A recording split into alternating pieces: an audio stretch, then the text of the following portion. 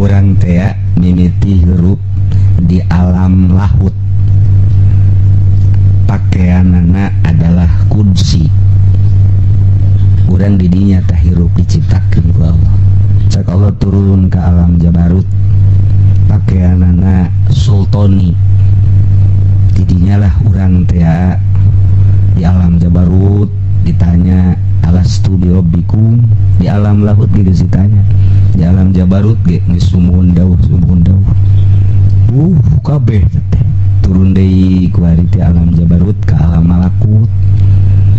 Di alam malakut eta urang geus pasini bae jeung babaturan urang sikade urang lamun turun ke deui tetep urang mah kieu bae nya iman ka Allah, iman ka Rasulullah, ibadah kabeh haram turunkeun di alam malakut ke alam nasut kuari pakaianana jisim mantak kuari teh urang aya di alam mulki atau alam nasut pakaianana jisim ruh urang dibere pakaian jisim.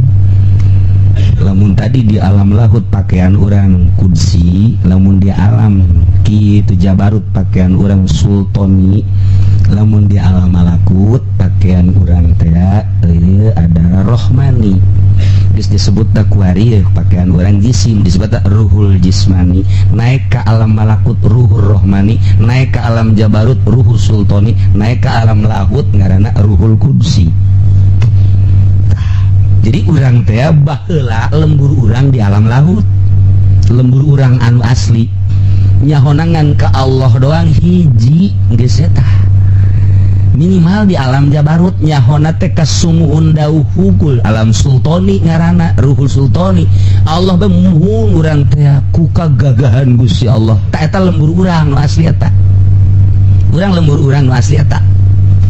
Geus lamun urang kuari rindu ke alam nu itu, rindu ke alam nu itu, urang kuari moal bisa neuleuh ka dunia lantaran rindu ka ditu. Rindu tak urang ke alam nu itu.